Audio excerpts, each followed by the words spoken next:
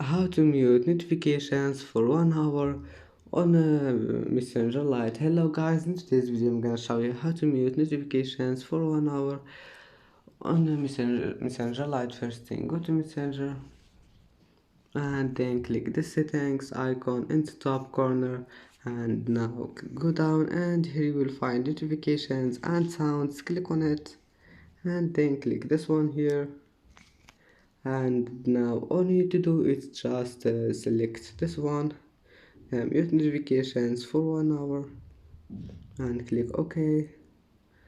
And as this notification has been muted for 1 hour, and that's it for today's video. If you like this video, please don't forget like and don't forget to subscribe, and thank you for watching this video until the end, and then see you in the next video.